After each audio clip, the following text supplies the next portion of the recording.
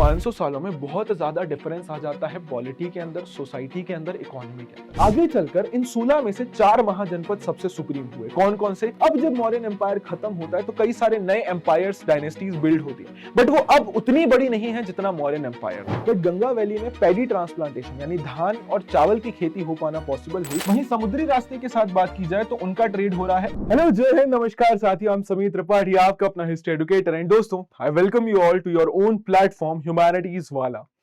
दोस्तों, आज हम लोग अपनी वन शॉट सीरीज में क्लास 12th हिस्ट्री का चैप्टर नंबर 2 कवर करने जा रहे हैं। इस वीडियो के अंदर हमारा चैप्टर 2 है Kings, farmers and towns, early states and economies. अब इस चैप्टर की जो हमारी टाइमलाइन है, पहले हम उस टाइमलाइन पे फोकस करते हैं। इस चैप्टर की हमारी टाइमलाइन है 600 बीसी से 600 सीई के बीच की। दैट मींस हम लोग इस चैप्टर के अंदर कवर करने जा रहे हैं 1200 साल, 600 बीसी टू 600 सीई। और यही 1200 साल हम कवर करेंगे इवन अपने अगले 2 चैप्टर्स के अंदर। मतलब बुक 1 का chapter number 2, 3 and 4 same timeline के अंदर बेस्ड है, 600 BC to 600 C. But sir, फिर इन तीनों चैप्टर्स में डिफरेंस क्या है? देखिए, हमारा ये जो सेकेंड चैप्टर है ये मेनली बात करने वाला है Kings, farmers and towns. Kings का मतलब हो गया, हम पॉलिटिकल सिस्टम के बारे में बात करेंगे कि कौन कौन से राजाओं ने इन 1200 सालों में रूल किया, उनके रूल करने के तरीके क्या थे। फिर हम लोग बात करेंगे कि एग्रीकल्चर का क्या स्टेटस था इस टाइम पर, यानी खेती किस प्रकार की हो रही थी, किसानों की स्थिति क्या थी। और फिर हम लोग बात करेंगे टाउन्स यानी शहरों के बारे में कि इस टाइम पे शहरों में क्या स्थिति चल रही थी। इसीलिए आप देखेंगे अर्ली स्टेट्स एंड इकोनॉमीज, मतलब सबसे पहले राज्य जो राजाओं ने स्थापित किए और इस समय की इकोनॉमी यानी अर्थव्यवस्था कैसी थी। मतलब ये चैप्टर इन 1200 सालों की पॉलिटी और इकोनॉमिक स्टेटस के बारे में डिस्कशन करने वाला है। इसीलिए आप देखेंगे ये पूरा चैप्टर 2 पार्ट्स में डिवाइडेड है। पहले पार्ट में हम लोग डिटेल में केवल और केवल अलग अलग राजाओं के बारे में पढ़ेंगे जिन्होंने इन 1200 सालों में रूल किया। एंड दूसरे फेज में हम लोग डिस्कस करेंगे कि इकोनॉमिक डेवलपमेंट क्या क्या हुए थे इन 1200 सालों के अंदर। बट थोड़ा सा कंफ्यूजन होता है इस चैप्टर को स्टार्ट करने से पहले। कई सारे बच्चे इसको रिलेट नहीं कर पाते हैं विद द लास्ट चैप्टर, क्योंकि सर लास्ट चैप्टर में हमारी कहानी लगभग खत्म हुई थी 1900 बीसी के आसपास, और ये चैप्टर हमारा शुरू हो रहा है 600 बीसी से। तो वो बीच के जो लगभग 1500 साल हैं वो स्टोरी को बहुत कॉम्प्लिकेट कर देते हैं। तो पहले मैं आपको थोड़ा सा एक ब्रीफ इंट्रोडक्शन दूंगा ताकि आप इस चैप्टर के साथ कनेक्ट कर पाए, और फिर हम लोग डिटेल में अपने इस चैप्टर को कवर करेंगे। ये मेरा टेलीग्राम ग्रुप है, आप ज्वाइन कर लीजिएगा सो दैट आपको लेटेस्ट अपडेट्स मिलते रहें। अब शुरुआत करते हैं हमारे फर्स्ट चैप्टर के साथ ही। फर्स्ट चैप्टर के अंदर हमने डिस्कशन किया था, आपको याद होगा कि सर जॉन मार्शल ने एक थ्योरी दी थी हड़प्पन सिविलाइजेशन के एंड होने की, and that theory was foreign invasion theory, कि बाहर से कोई आक्रमण हुआ होगा जरूर और इसी कारण से हड़प्पन सिविलाइजेशन खत्म हो गई थी। तो आर्यन व्हीलर साहब ने इस फॉरेन इन्वेजन थ्योरी को आर्यन इन्वेजन थ्योरी नाम दिया और आर्यन शब्द का इस्तेमाल किया कि बेसिकली आर्यंस ने आकर भारत पर अटैक किया नॉर्थ वेस्ट में और हड़प्पन सिविलाइजेशन के शहरों को नष्ट कर दिया। अब ये आर्यंस बेसिकली कौन थे सर? ये इंद्र की पूजा करने वाले लोग थे जिन्हें पुरंदर या वॉर गॉड कहा गया। पुरंदर यानी किलों को नष्ट करने वाले, एंड ये युद्ध के देवता माने जाते हैं। और यही आर्यंस थे जिन्होंने फिर भारत के नॉर्थ वेस्ट में सेटल होकर संस्कृत भाषा में ऋग्वेद की रचना की, और ऋग्वेद के अंदर भी आर्यन शब्द या आर्य शब्द का जिक्र किया गया है। बट सबसे बड़ा डिबेट यही था कि आर्यंस कौन है। अब यूरोपियंस ने हमेशा से खुद को आर्यन बताया है, और उनका यह कहना था कि आर्यन बेसिकली वो लोग थे जो गोरे दिखते थे, जिनकी आंखें ब्लू होती थी, जिनके बाल भूरे होते थे। बेसिकली यूरोपियंस का यह कहना था कि Aryans was a racial group, और ये रेशियल ग्रुप वही था जो यूरोप से आया था। एंड इसीलिए यूरोपियंस इतने ज्यादा ताकतवर हैं, इतने ज्यादा वो स्ट्रांग हैं, और वो शुरुआत से ही दूसरे देशों पर कब्जा करते हुए आ रहे हैं। उनका मेन पॉइंट यही था कि हम ही आर्यंस हैं और इसीलिए हम सबसे ज्यादा सुपीरियर हैं। बट आगे जब डिस्कशन कंटिन्यू हुआ तो इतिहासकारों ने इस थ्योरी को पूरी तरीके से नकार दिया, और बात यह उठी कि आर्यन कोई रेशियल ग्रुप नहीं था, मतलब रंग के आधार पर कोई ग्रुप नहीं था वो जिसको हम रंग के आधार पर डिफरेंशिएट करें, बल्कि वो एक ग्रुप था जो एक अलग भाषा बोलता था, विच वाज संस्कृत लैंग्वेज। अब ये आर्यंस बेसिकली बाहर से आए या इंडिया में ही रहते थे, तो एक जो सबसे एक्सेप्टेड थ्योरी वो यही मानी जाती है कि ये आर्यंस बेसिकली आदिवासी चरवाहे कबीले थे जो एक जगह से दूसरी जगह ट्रैवल करते थे अपने जानवरों को चराते हुए। माना जाता है कि इंडिया के नॉर्थ वेस्ट के इलाकों में ये आर्यंस जो हैं कुछ पहले से ही थे, कुछ आकर वहां पर सेटल हुए, और एक ग्रुप नहीं था, ये मल्टीपल ग्रुप्स थे, बिकॉज ये अलग अलग वेव्स में अलग अलग टाइम्स में आए हैं इंडिया। तो ऐसा नहीं कि आर्यन एक बार में आके सेटल हो गए, मल्टीपल ग्रुप्स इंडिया में आकर सेटल होते गए और उन सभी को हमने आर्यन बोला है। तो ये आदिवासी चरवाहे कबीले थे जो भारत के नॉर्थ वेस्ट में आकर सेटल हुए, और वहां पे लोकल लोगों के साथ मिलकर उन्होंने एक भाषा का डेवलपमेंट किया विच वाज संस्कृत लैंग्वेज। अब थोड़ा सा टाइमलाइन में मैं आपको लेकर चलूं तो आपको पता है कि हमने पिछले चैप्टर के अंदर हड़प्पन सिविलाइजेशन के बारे में बात की थी और मैच्योर फेज का टाइम था 2600 से 1900 बीसीई तक। उसके बाद हमारा ये चैप्टर सीधे शुरू हो जाता है 600 बीसीई से। बीच का ये 1500 साल कहां गया? बिकॉज 600 बीसीई वो टाइम पीरियड है जब इंडिया में दोबारा से शहरों का विकास हो रहा है, जिन शहरों को महाजनपदास बोला गया और इसीलिए इसको सेकेंड अर्बनाइजेशन भी बोला जाता है। तो what about this this middle phase? तो माना जाता है कि हड़प्पन सिविलाइजेशन के एंड होने के कुछ टाइम बाद स्टार्ट हो जाता है वैदिक पीरियड। 1500 बीसी के आसपास से आर्यंस भारत के नॉर्थ वेस्ट में आकर सेटल होना शुरू करते हैं और वो ऋग्वेद की रचना शुरू करते हैं और इसीलिए इस पूरे फेज को वैदिक फेज बोला गया है। 1500 से 500 बीसी का जो टाइम पीरियड है, दिस इज कॉल्ड वैदिक फेज। ये वेद जो है ये विद शब्द से निकल कर आए हैं और माना जाता है कि आर्यंस ने संस्कृत भाषा में इस वेद की रचना की थी। अब वैदिक फेज को हमने बेसिकली दो हिस्सों में डिवाइड किया है, अर्ली वैदिक फेज और लेटर वैदिक फेज। 500 सालों के डिफरेंस में हमने इसे डिवाइड कर रखा है।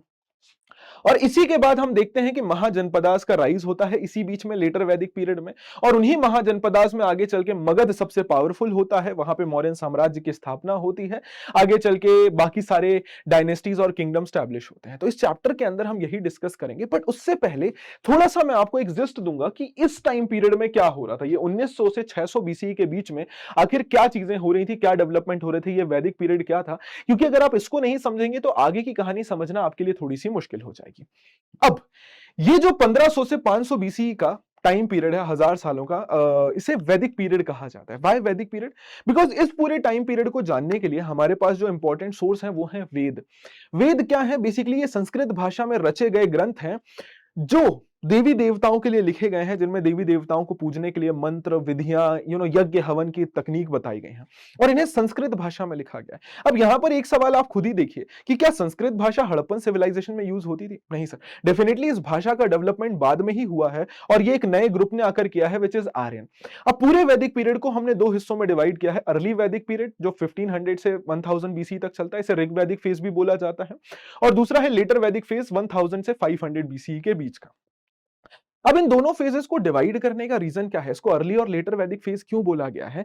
इसका मेन दो रीजन है। पहली चीज तो सर, अर्ली वैदिक फेज में सिर्फ और सिर्फ एक ही वेद की रचना हुई थी, वो थी ऋग्वेद, और लेटर वैदिक फेज में बाकी के 3 वेदों की रचना की गई थी और ऋग्वेद के कुछ हिस्से रचे गए थे। दूसरी चीज, पहले फेज में और दूसरे फेज में 500 सालों में बहुत ज्यादा डिफरेंस आ जाता है पॉलिटी के अंदर, सोसाइटी के अंदर, इकोनॉमी के अंदर। लोगों की जीवन शैली पूरी तरीके से बदल जाती है। इन 500 सालों में जहां पर आर्यंस का जीवन एक अलग तरीके से चल रहा है, अगले 500 सालों में वो जीवन पूरी तरीके से बदल जाता है। किस तरीके से, समझने की थोड़ी कोशिश करेंगे। उसी के साथ साथ एक जोग्राफिकल एक्सटेंट देख लीजिए, ये था हमारा इंडस वैली सिविलाइजेशन या हड़प्पन सिविलाइजेशन, और फिर आप देखेंगे कि कैसे पॉपुलेशन का शिफ्ट धीरे धीरे करके इंडिया की तरफ होना शुरू हो रहा है।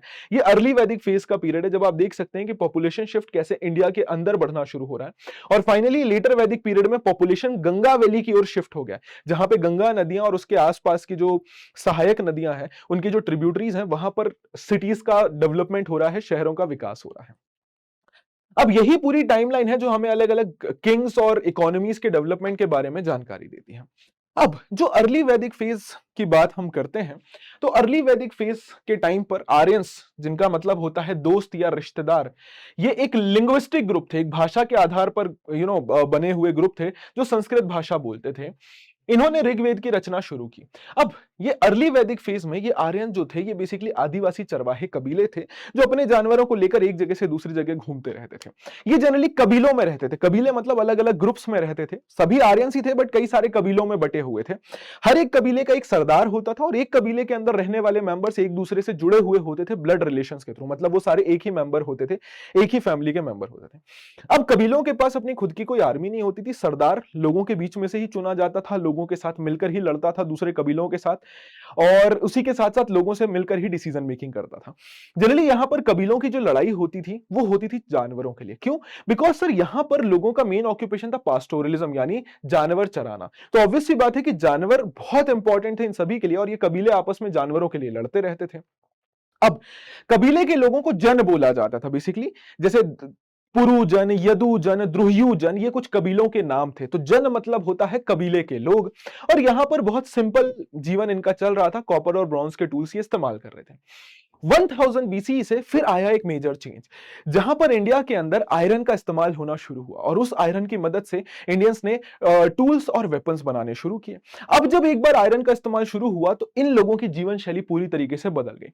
आयरन के इस्तेमाल के साथ ही स्टार्ट हो गया एग्रीकल्चर। पहले जहां पे ये केवल चरवाहे का काम करते थे, अब इन्होंने खेती करना शुरू किया। पहले ये जो गंगा वैली का इलाका था, जो घने जंगलों से भरा हुआ था, अब इसको काट दिया गया। इन जंगलों को काटकर लोग यहां पर सेटल होना शुरू हुए और खेती करनी शुरू की। अब जब एक बार उन्होंने खेती करनी शुरू की तो उनके लिए इंपॉर्टेंट हो गई जमीन और जमीन पर कब्जा। इसी के साथ साथ खेती होनी शुरू हुई, खेती अच्छी हुई, एक्स्ट्रा प्रोडक्शन हुआ। अब जो ये सरदार था उसने लोगों से टैक्स लेना शुरू किया। उस टैक्स की मदद से उसने आर्मी बनाई, उसने मंत्रिमंडल बनाया and now he started becoming a king. वो एक राजा की तरह बिहेव करने लग गया। He started becoming a king. वो एक राजा बन गया और एक टेरिटरी के ऊपर कब्जा करना शुरू कर दिया। अब ये जो कबीले हैं जो पहले एक जगह से दूसरी जगह ट्रैवल करते थे, वो एक जगह पे सेटल हो गए और उन्होंने उस पूरी टेरिटरी पर कब्जा कर लिया। अब कब्जा तो कर लिया, बट आप उस पर कैसे दिखाएंगे कि ये आपकी टेरिटरी है? तो इन कबीलों ने उस टेरिटरी को अपने नाम पर नाम देना शुरू कर दिया। जैसे मैं द्रुह्यू कबीले से बिलोंग करता हूं तो मैंने उस टेरिटरी का नाम द्रुह्यू रख दिया। मैं कुरु कबीले से बिलोंग करता हूं तो मैंने कुरु नाम रख दिया उस एरिया का, और उनको बोला गया जनपद। अब छोटे छोटे सेटलमेंट्स का निर्माण होना शुरू हो रहा है। ऐसे गांव का, शहरों का निर्माण होना शुरू हो रहा है जहां पर लोग सेटल हो रहे हैं, जिनकी डिफाइंड बाउंड्रीज हैं। और इन शहरों या इन छोटे छोटे गांवों को बोला गया जनपद। जनपद मतलब जहां पर जन ने पहली बार पैर रख दिया, मतलब जहां पर किसी कबीले के लोगों ने पहली बार पैर रख दिया, वो जमीन अब उस कबीले की हो गई है। राइट। और आगे चलकर इन्हीं जनपदों से बनने शुरू हुए महाजनपद। इसी के साथ साथ सिर्फ इतना ही नहीं, आपको देखने को मिलेगा कि इंडिया के अंदर अब बहुत तेजी से एग्रीकल्चर का एक्सपांशन दोबारा से होना शुरू हो रहा है। नॉर्थ इंडिया हो, डेक्कन का इलाका हो, कर्नाटका का इलाका हो, यहां पर खेती बहुत तेजी से एक्सपांड कर रही है। But at the same time India के साउथ सदर्न पार्ट में यहां पर अभी भी लोग चरवाहे का काम कर रहे हैं काफी बड़े लेवल पर। इसी के साथ साथ जहां पर नॉर्थ इंडिया में वैदिक परंपराओं का डेवलपमेंट हो रहा है, खेती का डेवलपमेंट हो रहा है, साउथ इंडिया में एक अलग कल्चर चल रहा है जिसको मेगालिथिक कल्चर बोला गया। यहाँ के लोगों की जीवन शैली थोड़ी सी अलग थी। इन्हें मेगालिथ इसलिए बोला जाता है क्योंकि यहाँ के लोग जब किसी भी मृत व्यक्ति को दफनाते थे तो उनके ऊपर बड़े बड़े पत्थरों का एक स्ट्रक्चर बनाते थे, जिसे मेगालिथ बोला जाता है। साथ ही साथ इनके पास से बहुत सारे लोहे के टूल्स और वेपन्स के प्रमाण मिले हैं जो इनकी कब्र में मृत व्यक्ति के साथ, डेड पर्सन के साथ दफनाए जाते थे। And that is why this whole phase is known as megalithic phase. 1000 से 300 बीसी के बीच में साउथ इंडिया और सेंट्रल इंडिया में हमें यह देखने को मिलता है। अब इन्हीं सब में से आगे चलकर महाजनपद बने, मौर्यन एम्पायर आया। बट ये कहानी शुरू कहां से हुई? हमने इस पूरे फेज के बारे में पढ़ना कब से शुरू किया? ये पूरी कहानी शुरू होती है मेरी जान 1838 से, जब जेम्स प्रिंसेप नाम के एक व्यक्ति जो ईस्ट इंडिया कंपनी के सिक्कों की फैक्ट्री में काम करते थे, उन्होंने मौर्यन एम्पायर, खासकर अशोक के टाइम के इंस्क्रिप्शंस को डिसाइफर किया। अशोक के जो इंस्क्रिप्शंस थे वो ब्राह्मी और खरोष्ठी अक्षरों में लिखी जाती थी। तो James Prinsep was the person जिन्होंने ब्राह्मी और खरोष्ठी भाषा को, स्क्रिप्ट को डिसाइफर किया। और उन्हें समझ आया कि इसमें एक राजा का नाम जिक्र किया गया है, मेंशन किया गया है, जिनको पियदस्सी या देवानाम पिय बोला गया है। पियदस्सी का मतलब देखने में प्यारा लगने वाला और देवानाम पिय का मतलब देवताओं का प्यारा नाम। एंड आगे जाकर पता चला कि ये कोई और नहीं बल्कि अशोक थे।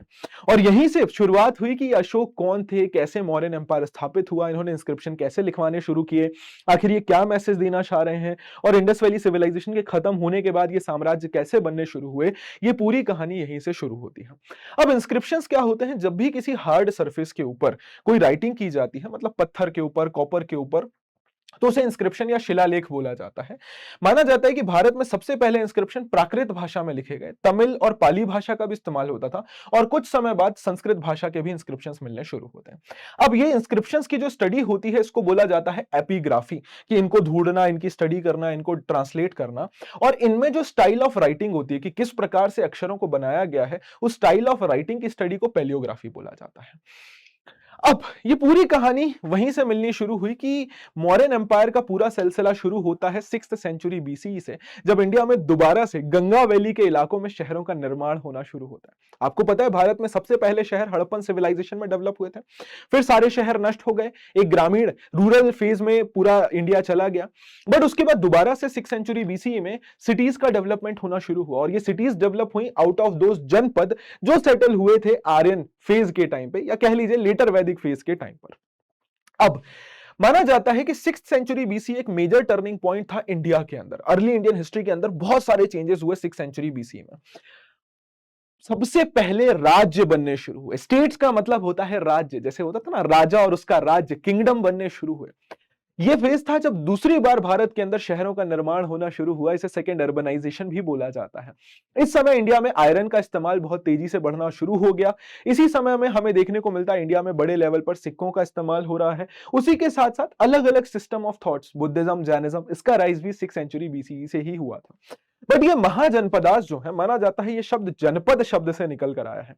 जनपद दो शब्दों से मिलकर बना है। जन मतलब कबीले के लोग, पद मतलब पैर, मतलब जहां पर ये कबीले के लोग सेटल हुए उन्होंने उस टेरिटरी को अपना जनपद बोला और उसको अपने नाम पर नाम दे दिया। Right sir. अब ये टेरिटरीज, ये राजा क्या करते थे, आपस में एक दूसरे की टेरिटरीज पर कब्जा करते थे। तो पहले कई सारे छोटे छोटे सेटलमेंट्स बने, जनपद बने। अब इन्होंने आपस में लड़ना शुरू किया एक दूसरे की टेरिटरीज पर कब्जा करने के लिए, जमीन पर कब्जा करने के लिए। अब जो जनपद काफी पावरफुल था उसने धीरे धीरे करके आसपास के सारे जनपदों को अपने कब्जे में ले लिया, उनकी टेरिटरीज को, उनके एरिया को अपने कब्जे में ले लिया और एक बहुत बड़े एरिया पे रूल करना शुरू कर दिया। एंड वही कहलाया महाजनपद। माना जाता है 6th सेंचुरी बीसी तक आते आते इंडिया में इतने सारे जनपदों में से 16 महाजनपद निकल कर आए।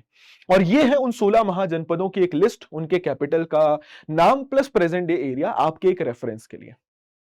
अब माना जाता है कि कुछ जनपद महाजनपद बने और इनमें से 16 सबसे इंपॉर्टेंट महाजनपद बने। वज्जी, कोसल, मगध, कुरु, पांचाल, गांधार, अवंती। इनके बारे में हमें बुद्धिस्ट और जैन टेक्स्ट से पता चलता है। लिस्ट ऑल्दो चेंज होती रहती है बट मेजर यही थे।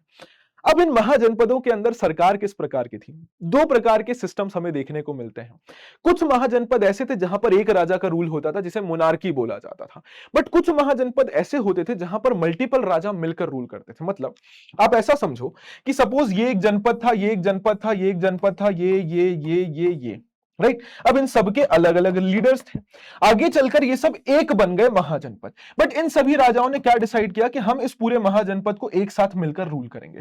तो जब मल्टीपल राजा मिलकर रूल करते थे उसे बोलते थे गण या संघ, और ये एक प्रकार की ओलिगार्की होती थी। ओलिगार्की का मतलब होता है जहां पर मल्टीपल राजा मिलकर रूल करते हैं, जैसे वज्जी या लिच्छवीस। अब हर एक महाजनपद की अपनी एक कैपिटल यानी राजधानी होती थी, जो फोर्टिफाइड होती थी, यानी किलेबंदी होती थी उसमें, क्योंकि वहां राजा रहता था और राजा को सुरक्षित रखना जरूरी होता था। प्लस कुछ महाजनपदों की अपनी रेगुलर आर्मीज होती थी, ब्यूरोक्रेसी यानी मंत्रिमंडल होता था, और इनको मेंटेन करने के लिए जरूरत पड़ती थी टैक्स की। अब जब इन राजाओं ने टैक्स कलेक्ट करना शुरू किया तो लोगों ने थोड़ा विरोध किया। तो ब्राह्मणों ने राजाओं का सपोर्ट किया और क्या बोला कि देखो भैया, हमारे ग्रंथों में लिखा है कि राजा जो कि क्षत्रिय होता है वो लोगों से टैक्स कलेक्ट कर सकता है अपने राज्य को चलाने के लिए। अब कुछ राजाओं के पास ज्यादा टैक्सेशन था तो उन्होंने बड़ी बड़ी आर्मी बनाई। वहीं पे कुछ राजाओं के पास कम टैक्स था, कम रिसोर्सेस थे, तो वो लोकल आर्मी बनाकर लोगों को, साथ में किसानों से ही युद्ध लड़वा लेते थे। एंड इस तरीके से काम चल रहा था। आगे चलकर इन 16 में से 4 महाजनपद सबसे सुप्रीम हुए। कौन कौन से? मगध, अवंती, कोसल और वत्स। इन चारों में लड़ाई छिड़ी कि अब हम चारों में से सबसे सर्वोच्च कौन होगा। एंड यू नो, इन सब में से first amongst the 16 was Magadh. Magadh सबसे सर्वोच्च महाजनपद बना। 6th से 4th सेंचुरी बीसी के बीच में हमें देखने को मिलता है कि मगध सबसे पावरफुल महाजनपद बना और उसने सभी के ऊपर कब्जा कर लिया। ये प्रेजेंट डे बिहार का इलाका है। बट मगध इतना पावरफुल क्यों हुआ? तो हिस्टोरियंस इसके अलग अलग कारण देते हैं। बहुत इंपॉर्टेंट टॉपिक है ये। पहला, यहां पर एग्रीकल्चर बहुत प्रोडक्टिव था, जिससे कि ज्यादा टैक्स मिलता था, क्योंकि इस एरिया में गंगा और उसकी ट्रिब्यूटरीज थी, जमीन बहुत फर्टाइल थी, ज्यादा खेती, ज्यादा टैक्स। दूसरी चीज सर, यहां पर नेचुरल रिसोर्सेज बहुत ज्यादा अवेलेबल था। आज भी आप बिहार, झारखंड, उड़ीसा का एरिया देख लीजिए, सबसे ज्यादा नेचुरल रिसोर्सेज की खदानें, मिनरल रिसोर्सेज वहीं पे मिलते हैं, चाहे वो आयरन माइंस हो या बाकी की खदानें हो। और आयरन इस टाइम पे बहुत इंपॉर्टेंट था। तीसरा, थिक फॉरेस्ट। इन इलाकों में बहुत घने जंगल मिलते हैं जहां पर लकड़ी पाई जाती थी, और दूसरा हाथी पाए जाते थे, जो कि बहुत इंपॉर्टेंट थे आर्मी के अंदर।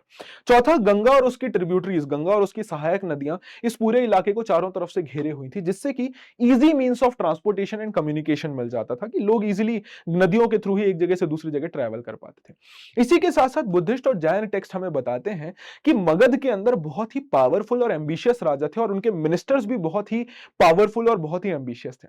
कुछ इंपॉर्टेंट डायनेस्टीज जिन्होंने मगध में रूल किया, सबसे पहली हरियाणा का डायनेस्टी, जिसके राजा थे बिंबिसार, फिर अजातशत्रु, फिर एक इंपॉर्टेंट राजा थे उडाइन, जिन्होंने मगध की कैपिटल को राजगृह से पाटलिपुत्र शिफ्ट किया था। दूसरे हैं शिशुनाग डायनेस्टी, जिसके राजा थे शिशुनाग कालशोक। तीसरी नंद डायनेस्टी, महापद्मनंद, धनानंद, और इन्हीं के मिनिस्टर थे राक्षस, और इन्हीं को हटाकर मौर्यन डायनेस्टी को स्टैब्लिश किया था चंद्रगुप्त मौर्य ने, जिनके मिनिस्टर थे कौटिल्य, चाणक्य या विष्णुगुप्त, फिर उनके बाद बिंदुसार और अशोक। तो ये कुछ इंपॉर्टेंट राजा थे जो बहुत ही एम्बिशियस थे और इन्होंने मगध को सबसे सुप्रीम बनाया। और आखिरी में सबसे इंपॉर्टेंट, मगध की सेफ कैपिटल, इनकी राजधानी बहुत ज्यादा सुरक्षित थी। पहले थी राजगृह यानी राजा का घर, जो 5 पहाड़ों के बीच में बसी हुई थी, और बाद में कैपिटल शिफ्ट कर दी गई Pataliputra, that is present day Patna, जो गंगा और सोन नदी के बीच में थी और काफी ज्यादा सुरक्षित कैपिटल थी। अब इसी मगध में आगे जाकर स्थापित हुआ मौर्यन एम्पायर, जो माना जाता है कि भारत का सबसे पहला साम्राज्य था जिसने लगभग पूरे भारत पर कब्जा किया था। लगभग, सिर्फ सदर्न इंडिया को और नॉर्थ ईस्ट को छोड़ दिया जाए तो पूरा इंडिया मौर्यन एम्पायर के अंडर में था, और यह भारत का सबसे पहला सबसे बड़ा साम्राज्य था। अब मौर्यन एम्पायर को स्थापित करने का काम किया था चंद्रगुप्त मौर्य ने, जिन्होंने धनानंद को हराया। चंद्रगुप्त मौर्य के बाद उनके बेटे बिंदुसार ने रूल किया, और फिर उनके पोते अशोक ने रूल किया, जिन्हें मौर्यन एम्पायर का सबसे महान राजा और इतिहास का भी काफी महान राजा माना जाता है। अब इन मौर्यंस के बारे में जानने के लिए हमारे पास क्या क्या सोर्सेज हैं, हमें इनके बारे में कैसे जानकारी मिलती है, तो हमारे पास कुछ किताबें हैं। जैसे पहली है इंडिका, जिसे मेगास्थनीज ने लिखा था। अब ये इंडिका कैसे लिखी गई, बेसिकली होता क्या है कि ग्रीस से, आपको पता ही है, अलेक्जेंडर नाम का एक राजा निकला था पूरी दुनिया को जीतने के लिए, और वो लगभग इंडिया के नॉर्थ वेस्ट तक आ गया था। उसने इंडस नदी के पास पहुंचकर, खासकर बियास नदी के पास पहुंचकर भारत से वापस लौटने का निर्णय लिया। वो भारत के अंदर नहीं गया, और जब वो वापस लौट कर गया तो इराक में उसकी डेथ हो गई। बट उसने ये जो पूरा एरिया जीता था अपने गवर्नर्स के अंडर में रख दिया था, और उसके गवर्नर्स ने यहां पर अपने अपने साम्राज्य स्थापित कर लिए थे। उन्हीं में से एक साम्राज्य था जिसे स्थापित किया था सेल्यूकस निकेटर ने, जिसे सेल्यूसिड साम्राज्य बोला जाता था, और ये बेसिकली ग्रीक साम्राज्य ही था। अब आगे चलकर चंद्रगुप्त मौर्य ने सेल्यूकस निकेटर के साथ एक युद्ध लड़ा 305 बीसी में, जिसमें उन्होंने सेल्यूकस निकेटर को हरा दिया। बदले में सेल्यूकस निकेटर ने अपनी बेटी हेलेना की शादी चंद्रगुप्त मौर्य के साथ की, और उसी के साथ साथ एक मैसेंजर, एक एम्बेसडर अपने दरबार से भेजा चंद्रगुप्त मौर्य के दरबार में, जिनका नाम था मेगास्थनीज, और उन्होंने पाटलिपुत्र में रहते हुए ही एक किताब लिखी थी जिसका नाम था इंडिका। दूसरा हमें मिलती है अर्थशास्त्र, जिसे चाणक्य, कौटिल्य या विष्णुगुप्त ने लिखी है। It's a book on state craft, राज्य व्यवस्था के ऊपर किताब है, इकोनॉमिक्स के ऊपर नहीं, और इसमें डिटेल में राज्य व्यवस्था के बारे में जानकारी दी गई है। बट हम श्योर नहीं है कि इसे एक ही व्यक्ति ने लिखा था या मल्टीपल लोगों ने लिखा था। इसी के साथ साथ हमारे पास कई सारे बुद्धिस्ट, जैन और पुराणिक ब्राह्मणिकल लिटरेचर्स हैं। हमारे पास संस्कृत की कुछ किताबें हैं, और उसी के साथ साथ सबसे इंपॉर्टेंट सोर्स है अशोकन इंस्क्रिप्शन। माना जाता है इतिहास में अशोक सबसे पहले राजा थे जिन्होंने इंस्क्रिप्शंस लिखवाने शुरू किए, और उन इंस्क्रिप्शंस के थ्रू डायरेक्टली उन्होंने अपनी प्रजा को आदेश दिया, अपनी प्रजा से बातचीत की। इन्हें बोला जाता है अशोक के पिलर इंस्क्रिप्शंस। ये है पूरा मौर्यन साम्राज्य का एक्सटेंट। आप ध्यान दे सकते हैं कि साउथ इंडिया और नॉर्थ ईस्ट को छोड़ दिया जाए तो लगभग पूरा मौर्यन साम्राज्य इंडिया को कवर कर रहा था। अब अशोक, जिन्होंने माना जाता है 272 या 268 से लेकर 235 बीसी तक रूल किया था, ये पहले राजा थे जिन्होंने रॉक एडिक्ट्स यानी पत्थरों पर कुछ आदेश लिखवाए थे। अब ये पिलर के फॉर्म में भी लिखवाए गए, कुछ पिलर्स बनवाए, उन पर लिखवाया। कुछ मेजर रॉक एडिक्ट्स थे, माइनर रॉक एडिक्ट मतलब किसी में बड़े संदेश, किसी में छोटे संदेश।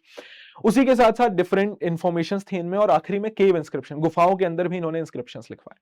माना जाता है कि अशोक ने एक मेजर युद्ध लड़ा था अपने जीवन काल में, जो एक लौता युद्ध था 261-260 बीसी में, विच वाज कलिंग वॉर, जो प्रेजेंट उड़ीसा का इलाका है। और इस युद्ध के बाद अशोक पूरी तरीके से चेंज हो गए। उन्होंने बुद्धिज्म को अपनाया और भेरी घोष यानी युद्ध की नीति को छोड़कर धम्म घोष यानी धम्म की नीति को अपना लिया और शांति स्थापित करने की बात की। अशोक ने इसके बाद अपने इन रॉक इंस्क्रिप्शंस में धम्म का मैसेज ही लोगों को दिया। धम्म क्या है? धम्म बेसिकली जीवन जीने का एक तरीका है, मोरल वैल्यूज, नैतिक शिक्षा है, जहां पर अशोक मेनली बताते हैं कि भैया अपने एल्डर्स की रिस्पेक्ट कीजिए, ब्राह्मणों और जिन सन्यासियों ने घर छोड़ दिया उनके प्रति दान का भाव रखिए, स्लेव्स और सर्वेंट्स को अच्छे से ट्रीट कीजिए, और अपने धर्म के अलावा दूसरे धर्म को भी फॉलो कीजिए, मतलब रिस्पेक्ट कीजिए। अब कुछ लोग मानते हैं कि ये अशोक का एक बहुत अच्छा एडमिनिस्ट्रेटिव पॉइंट भी था, जहां पर इतने बड़े साम्राज्य को एक साथ रखने के लिए अशोक ने यूनिटी स्टैब्लिश करने की कोशिश की थ्रू धम्मा। इनफैक्ट अशोक ने इंपॉर्टेंट कुछ मैसेंजर्स या कह लीजिए मिनिस्टर्स अपॉइंट किए जिन्हें धम्म महामात्य बोला जाता है, और इनका मेन मोटिव यही होता था कि धम्म का मैसेज पूरे साम्राज्य में स्थापित करना। अब यह है पूरा अशोक का साम्राज्य। अब अशोक के जो इंस्क्रिप्शंस हैं, उनके जो शिलालेख हैं, वो मेनली दो अलग भाषाओं में और दो अलग इंस्क्रिप्शंस यानी लिपि में मिलते हैं, स्क्रिप्ट में मिलते हैं। राइट, दो अलग स्क्रिप्ट में मिलते हैं। स्क्रिप्ट का मतलब क्या होता है? अक्षर। जैसे हिंदी के अक्षर अलग होते हैं, आ का खा गा घा, वैसे इंग्लिश के अलग होते हैं, ABCD, तो वो कहलाती है स्क्रिप्ट। अब इंडिया के अंदर प्राकृत भाषा और ब्राह्मी स्क्रिप्ट का यूज होता था। वहीं पे नॉर्थ वेस्ट में, जहां पर आपको पता है कि ग्रीक्स लोग रह रहे थे, उनके लिए ग्रीक और अरामाइक भाषा और खरोष्ठी स्क्रिप्ट का इस्तेमाल होता था। अब ये कुछ इंपॉर्टेंट एरियाज हैं जहां से अशोक के मेजर और माइनर इंस्क्रिप्शंस मिलते हैं। प्लस ये मैप इंपॉर्टेंट है, प्लीज इसको देख लीजिएगा अच्छे से, एग्जाम के पॉइंट ऑफ व्यू से इंपॉर्टेंट है, मार्किंग के लिए आ जाता है ये मैप। अब पूरे साम्राज्य का एडमिनिस्ट्रेशन कैसे चलाया जाता था? चूंकि ये साम्राज्य इतना बड़ा था, तो इस साम्राज्य के अंदर क्या किया गया, टोटल 5 सेंटर्स बनाए गए जिन्हें प्रोविंशियल सेंटर्स बोला जाता था। एक तो हो गया था राजधानी, दैट इज पाटलिपुत्रा। उसके अलावा 4 और सेंटर बनाए गए थे, तक्षशिला, उज्जैनी, तोसली और सुवर्णगिरी। यहां पर जनरली राजा अपने बेटों को ही मिनिस्टर अपॉइंट करता था, गवर्नर अपॉइंट करता था, और उन्हें कुमार अमात्य बोला जाता था। अब ये 5 सेंटर जो चुने गए थे, ये रैंडमली नहीं चुने गए थे। इन 5 सेंटर्स का अपना एक इंपॉर्टेंस था। अगर आप ध्यान देंगे मैप के अंदर, तो थोड़ा सा मैं आपको बताऊं, तो यहां पर है हमारे पास पाटलिपुत्रा, यहां पर है तक्षशिला, यहां पर है उज्जैनी, यहां पर है सुवर्णगिरी, और यहां पर है तोसली। तोसली इज इन ओडिशा। अब ये सेंटर्स बहुत ध्यान से चुने गए थे। ये उज्जैनी और तक्षशिला, यहां से जमीनी रास्ते के थ्रू व्यापार होता था, सुवर्णगिरी से गोल्ड आता था, और तोसली से समुद्री रास्ते के थ्रू व्यापार होता था। प्लस यहां से गवर्नमेंट भी चलाई जाती थी। माना जाता है कि इन प्रोविंशियल सेंटर्स के आसपास तो मौर्यन एडमिनिस्ट्रेशन स्ट्रांग था, बट दूर दराज के इलाकों में मौर्यंस का कंट्रोल इतना ज्यादा स्ट्रांग नहीं था। अब इतने बड़े साम्राज्य को चलाने के लिए ऑब्वियस सी बात है, कम्युनिकेशन बहुत इंपॉर्टेंट था, जमीनी रास्ते के थ्रू और समुद्री रास्ते के थ्रू। इसी के साथ साथ साम्राज्य को बचाए रखने के लिए बाहरी आक्रमण से या दूसरे लोकल रिवोल्ट से, लोकल विद्रोहियों से, तो उसके लिए आर्मी भी बहुत इंपॉर्टेंट थी। आर्मी का मूवमेंट बहुत जरूरी था, क्योंकि बड़ी आर्मी बेसिकली पाटलिपुत्र में राजा के साथ होती थी। तो राजा जितनी जल्दी आर्मी को लेकर कहीं पर पहुंचेगा, उतनी जल्दी ही साम्राज्य के अंदर कोई भी अगर रिवोल्ट हो रहा होगा या कोई अटैक होगा, तो उससे साम्राज्य को बचाया जा सकता है। तो मेगास्थनीज हमें बताते हैं कि मौर्यन आर्मी पहले तो बहुत ज्यादा बड़ी थी, दूसरी चीज उसको मेंटेन करने के लिए प्रॉपर व्यवस्था बनाई गई थी। मॉडर्न आर्मी को कोऑर्डिनेट करने के लिए बेसिकली 5 कमिटीज, एक कमिटी बनाई गई थी जिसमें 6 सब कमिटी थी, और हर एक सब कमिटी में 5 मेंबर होते थे। ये नेवी, और दूसरा प्रोविजंस फॉर आर्मी, यानी आर्मी का खाना पीना, उनकी ट्रैवलिंग, उनका कपड़े वगैरह, उनका टेंट, उनके रुकने की व्यवस्था। तीसरी देखती थी पैदल सिपाहियों को, चौथी देखती थी घुड़सवारों को, पांचवी रथों को, और छठवीं हाथियों को। इसी के साथ साथ एडमिनिस्ट्रेशन के अंदर कई सारे मिनिस्टर्स होते थे जो अलग अलग चीजों को देखते, जैसे माइंस को, फॉरेस्ट को, टैक्स कलेक्शन, पानी की व्यवस्था, ट्रेड, क्राफ्ट, और ये सब चीजों को देखने के लिए बहुत सारे मिनिस्टर्स होते थे। मतलब मॉडर्न एडमिनिस्ट्रेशन काफी ज्यादा वास्ट था। इसी के साथ साथ मैंने बताया कि कैसे अशोक ने धम्म की पॉलिसी को भी अपनाया एडमिनिस्ट्रेशन चलाने के लिए, आप ये भी मेंशन करके आ सकते हैं। अब ये साम्राज्य नो डाउट बहुत इंपॉर्टेंट था, क्योंकि ये पहला साम्राज्य था जो भारत के अंदर इतने बड़े लेवल पर स्थापित हुआ था। प्लस इस साम्राज्य के टाइम पे आर्ट एंड आर्किटेक्चर का बहुत तगड़ा डेवलपमेंट हुआ था। पॉलिश्ड स्टोन पिलर्स हो या मूर्तियां हो, जैसे लायन कैपिटल ऑफ अशोक जो सारनाथ उत्तर प्रदेश से मिलता है, वो हमारा आज नेशनल एम्बलम है। इसी के साथ साथ अशोक के inscription, Ashok was the first king जिसने इंस्क्रिप्शंस लिखवाने शुरू किए थे, हमें उनके डायरेक्ट एविडेंस मिलते हैं। और उसी के साथ साथ एक स्ट्रॉन्ग सेंट्रलाइज्ड गवर्नमेंट कि एक ही सरकार जो इतने बड़े एरिया पर डायरेक्ट रूल चला रही है। बट ये साम्राज्य ज्यादा लंबे समय तक रूल नहीं कर पाया।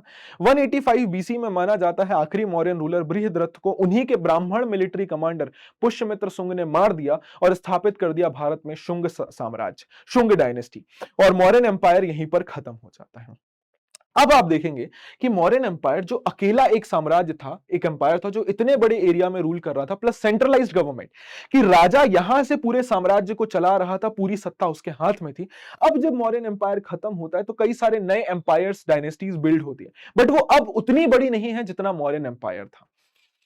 अब हमें देखने को मिलता है कि इनफैक्ट बाहर से कुछ अटैक्स होने शुरू होते हैं और भारत के नॉर्थ वेस्ट में कुछ नए एम्पायर्स स्टैब्लिश होते हैं। जैसे मैं आपको बताऊं कि यहां पर ऑलरेडी आपको पता है ग्रीक्स रह रहे थे। इसी के साथ साथ सेंट्रल एशिया में एक ग्रुप रहता था जिनको बोला जाता था शकाज या सीथियंस। अब ये शकाज, आपको पता है क्लास 11th में आपने पढ़ा था कि ग्रेट वॉल ऑफ चाइना बना दी गई थी 3rd सेंचुरी BCE में। तो अब ये सीथियंस जो चरवाहे कबीले और अटैकर्स थे, इन्होंने चाइना में घुसना बंद किया क्योंकि ग्रेट वॉल ऑफ चाइना थी, तो इन्होंने अब भारत की तरफ शिफ्ट करना शुरू किया। अब इन्होंने भारत पर अटैक किया तो यहां से इन्होंने ग्रीक्स को शिफ्ट किया, ग्रीक्स इंडिया के अंदर आए and they were called Indo Greeks. Shakas यहां सेटल हुए, शकाज के पीछे पीछे पार्थियंस आए। इसी के साथ साथ यहां पे वेस्टर्न चाइना से एक ग्रुप इंडिया आया जिसका नाम था कुषाण, और ये भी भारत के नॉर्थ वेस्ट में आकर सेटल हुआ और इसने इस पूरे इलाके में रूल करना शुरू किया। इसी के साथ साथ आपको देखने को मिलेगा कि जहां पर मौर्यंस का सेंटर था पाटलिपुत्रा, वहां पर पहले शुंग आए, फिर कण्व आए। डेक्कन में सतवाहनाज रूल करने आए, और वहीं पर साउथ इंडिया में मौर्यन एम्पायर के टाइम से ही तीन इंपॉर्टेंट चीफडम रूल कर रहे थे, चेर, चोल और पांड्य। एक एक करके इनके बारे में समझते हैं, कैसे ये रूल कर रहे थे, क्या कर रहे थे, ऑल दोस थिंग्स। बट सबसे पहले साउथ इंडिया के बारे में समझते हैं। हमने देखा कि इवन मौर्यन पीरियड के टाइम पर भी यहां पर मौर्यंस का रूल नहीं था और ये चीफडम काफी तेजी से ग्रो कर रहे थे। इन चीफडम्स के बारे में हमें जानकारी मिलती है कुछ टेक्स्ट से जिन्हें बोला जाता है संगम लिटरेचर। बेसिकली संगम का मतलब होता है मीटिंग। माना जाता है कि यहां पर कुछ पोएट्स की, पांड्य किंगडम के अंदर कुछ पोएट्स की, संतों की, ऋषि मुनियों की, भगवानों की, देवताओं की मीटिंग्स हुई जिनमें उन्होंने कुछ बुक्स लिखी और उन्हीं बुक्स को बोला गया संगम लिटरेचर। और उसी संगम लिटरेचर में हमें इन तीनों चीफडम्स के बारे में पता चलता है। इस एरिया को बेसिकली तमिलकम बोला जाता था और तमिलकम के अंदर ये ट्राइबल चीफडम थे जो रूल कर रहे थे। अब ट्राइबल चीफडम का मतलब क्या होता है, समझाने की कोशिश करता हूं। देखिए, एक तरफ होता है किंगडम। किंगडम मतलब जहां पर एक राजा का रूल हो। राजा का रूल कैसा होता है, राजा, राजा के बाद उसका बेटा, इस तरीके से रूल चलता है। राजा टैक्स कलेक्ट करता है, राजा अपनी आर्मी होती है, उसका खुद का मंत्रिमंडल होता है। बट ट्राइबल चीफडम के अंदर ऐसा कुछ नहीं होता। मे बी ऐसा हो सकता है कि चीफ को चुना भी जाए, वहां पे जरूरी नहीं कि चीफ के बाद उसका बेटा ही अगला चीफ बनेगा। दूसरा चीफ लोगों से टैक्स कलेक्ट नहीं करता, उसकी कोई रेगुलर आर्मी नहीं होती है और उसका कोई मंत्रिमंडल भी नहीं होता है। प्लस वो लोगों को अपने युद्ध में लीड करता है, जो भी वो जीतता है तो लोगों के बीच में इक्वली डिवाइड करता है। तो ये जो तमिलकम का इलाका था, that is present day Andhra Pradesh, Kerala, Tamil Nadu का इलाका, यहां पर ट्राइबल चीफडम थे जिनमें से इंपॉर्टेंट थे चेर, चोल और पांड्य। और ये काफी रिच और काफी प्रॉस्पेरस थे। क्यों? क्योंकि सर ये लॉन्ग डिस्टेंस ट्रेड में इन्वॉल्व थे, लंबी दूरी के व्यापार में इन्वॉल्व थे। ये इंडियन ओशन के थ्रू यहां से व्यापार करते थे दूसरे देशों के साथ और उससे इनको काफी प्रॉफिट होता था। अब चीफ बेसिकली सरदार कौन होता है, इसको सरदारी व्यवस्था बोलते हैं। यहां ये हेरिडिटरी नहीं होता है, उसके पास मिनिस्टर्स या ब्यूरोक्रेसी नहीं होती है, वो वॉर में लीड करता है अपने लोगों को, और उसका कोई रेगुलर टैक्सेशन भी नहीं होता है। इनके बारे में हमें पता चलता है संगम लिटरेचर से, जो 300 बीसी से 300 सीई के बीच में लिखे गए थे तमिल भाषा में। और इवन इन चीफडम्स ने भी 600 सालों तक रूल किया, 300 बीसी से 300 सीई के बीच में। अब उसी के साथ साथ डेक्कन में आए सतवाहन और इंडिया के नॉर्थ वेस्ट में आए शकास। ये सतवाहन और शकास दोनों ही लॉन्ग डिस्टेंस ट्रेड में इन्वॉल्व थे। अपन ने क्या देखा कि मौर्यंस को मेजर जो टैक्सेशन मिलता था वो अंदर लोगों से मिलता था। बट अब ये जो सतवाहन है या जो शकास है, ये ट्रेड कर रहे हैं, they are involve in trade, और इनका मैक्सिमम रेवेन्यू ट्रेड से ही आता है। इसी के साथ साथ यू विल सी कि इनफेक्ट कुछ और भी नए किंग्स इंडिया में आए, जैसे कुषाणास। ये वेस्टर्न चाइना से इंडिया में रूल करने के लिए आए। तो लोगों ने इन पर सवाल उठाया कि आप तो इंडियन है नहीं, फिर इंडिया में कैसे रूल कर रहे हैं। तो इन्होंने अलग अलग तरीके निकाले खुद को जस्टिफाई करने के लिए, जिसमें सबसे इंपॉर्टेंट है डिवाइन किंगशिप थ्योरी। यहां पर राजाओं ने खुद को देवताओं के साथ जोड़ना शुरू कर दिया, क्योंकि उन्हें पता था कि लोग देवताओं पर सवाल नहीं उठाएंगे। तो कुषाण जो वेस्टर्न चाइना से इंडिया में आए थे, उनके सिक्कों और इंस्क्रिप्शन से हमें उनके बारे में काफी कुछ पता चलता है। और इवन हमें यह भी पता चलता है कि वो अपने राजाओं को किस प्रकार से प्रस्तुत करते थे, या उनका किंगशिप का आइडिया कैसा था। और यहां पर उन्होंने फॉलो करना शुरू किया डिवाइन किंगशिप थ्योरी, एंड वो टाइटल अडॉप्ट करते थे Devaputra, that is son of God. वो खुद को देवताओं, मतलब भगवान या देवताओं का बेटा बताते थे और उनका डायरेक्ट वंशज बताते थे इस धरती पर। इनफैक्ट वो अपने पूर्वजों के लिए मंदिर बनाते थे और उसमें उनकी पूजा करते थे, जिसे देवकुल बोला जाता था। और ये मेनली मठ, मथुरा और अफगानिस्तान से मिले हैं, जहां पर वो अपने पूर्वजों की पूजा बड़ी बड़ी मूर्तियों में देवताओं के समान करते थे और ये खुद को देवताओं जैसा दिखाते थे। माना जाता है उन्होंने इस परंपरा को वेस्टर्न चाइना के इलाकों से उठाया था, जहां पर वहां के राजा खुद को सन ऑफ हेवन या स्वर्ग का पुत्र बताते थे। अब जब मौर्यन एम्पायर के बाद ये जो पोस्ट मॉडर्न एम्पायर आया था, ये वाला जो पीरियड है, इसको पोस्ट मॉडर्न पीरियड बोला जाता है, जो 200 बीसी से 300 सी के बीच में चला, 500 सालों तक। अब क्या हुआ, धीरे धीरे करके ये सारे साम्राज्य भी टूटने लग गए। और ये साम्राज्य जब टूटे, ये साम्राज्य जब बिखरने शुरू हुए, खत्म होने शुरू हुए, तो आपको देखने को मिलेगा कि कई सारे छोटे छोटे छोटे छोटे राजा निकल कर आए, जिन्होंने अलग अलग हिस्सों में कब्जा कर लिया। उन छोटे राजाओं को बोला जाता था सामंतास। अब आगे चलकर पोस्ट मॉडर्न पीरियड के बाद आता है गुप्ता पीरियड, जो 320 बीसी सी से 550 सी तक चलता है, कि एक बड़ा साम्राज्य वापस से स्थापित हुआ इंडिया में, विच वाज गुप्ता एम्पायर। अब ये जो गुप्ताज रूल करने के लिए इंडिया में आए, तो आप देखेंगे कि जिस एरियाज में गुप्ताज रूल कर रहे हैं वहां पर ऑलरेडी कई सारे छोटे छोटे राजा अपना कब्जा जमा कर बैठे हुए हैं। इन छोटे छोटे राजाओं को बोला जाता था सामंत, जिनके पास अपनी खुद की टेरिटरी होती थी, अपनी खुद की आर्मी होती थी। अब गुप्ता राजाओं के पास दो ऑप्शन थे, या तो इन सभी को एक एक करके हराएं, या तो इनकी मदद से इस पूरे एरिया में अपना रूल स्टैब्लिश कर लें। गुप्ता राजाओं ने सेकेंड ऑप्शन अपनाया और इन्हीं सामंतों की मदद से अपना राज्य इस पूरे इलाके में स्थापित कर दिया। वहीं पे नीचे सतवाहनों की जगह आ गए वाकाटकास, जो कि ब्राह्मण थे। वेस्टर्न इंडिया के कुछ हिस्सों में रूल कर रहे थे शकास, और ऊपर नॉर्थ में कुशाणास, और नीचे आ चुके थे कालाचुरी रूलर्स। वापिस आते हैं गुप्तास के पास, तो अब आपको देखने को मिलेगा कि अब राजा के पास खुद की कोई स्ट्रांग पावर नहीं है, वो डिपेंडेंट है किसके ऊपर? इन छोटे छोटे राजाओं के ऊपर, जिनको सामंत बोला जाता था। ये सामंत राजा को टैक्स लाकर देते थे, यही सामंत आर्मी भी मेंटेन करते थे, और राजा को जब भी जरूरत पड़ती थी आर्मी लेकर आ जाते थे। बट आपको पता है कि जब ऐसे सपोर्ट के साथ राजा कोई बना है तो वो उतना पावरफुल नहीं हो सकता है। नाउ गुप्तास जो 4th सेंचुरी सी से इंडिया में रूल करते हैं, दे डिपेंडेड ऑन सामंतास, जो लोकल रूलर्स होते थे, लोकल किंग्स होते थे, जो गुप्ता राजाओं के अंडर में रूल करते थे। ये टैक्स पे करते थे और मिलिट्री हेल्प प्रोवाइड कराते थे। बट सामंत लगातार कोशिश करते थे कि गुप्ता राजाओं को हटाकर वो खुद राजा बन जाए, और इसीलिए हमेशा राजाओं को अपने पावर के ऊपर खतरा मंडराता हुआ दिखता था। इसी के चलते अब राजा क्या करते थे, अपने कवियों से ये बोलते थे कि हमारे बारे में तुम बहुत खतरनाक कविताएं लिखो, हमारे बारे में तुम बहुत बढ़ा चढ़ा कर लिखो, ताकि ये सामंत हमसे डरते रहे। ऐसे काव्यों को बोला जाता था प्रशस्ति। अब गुप्ता राजाओं के बारे में जानने के लिए हमारे पास मेजर सोर्सेज हैं, उनके लिटरेचर, उनके कॉइन्स, उनके इंस्क्रिप्शंस, और जैसा मैंने बताया प्रशस्ति यानी प्रशंसा गीत या प्रशंसा गान। ये प्रशंसा गीत बेसिकली राजा अपने कवियों से लिखवाते थे, और एक बहुत ही इंपॉर्टेंट प्रशस्ति है जिसका नाम है प्रयाग प्रशस्ति या इलाहाबाद पिलर इंस्क्रिप्शन, जिसे कंपोज किया था हरिसेन ने समुद्रगुप्त के लिए, जो कि बहुत पावरफुल गुप्ता राजा माने जाते हैं। और इसमें उन्होंने समुद्रगुप्त को महापरम भट्टारक, देवताओं के समान बताया, और ऐसा बताया कि ये शत्रुओं का नाश करने वाले हैं।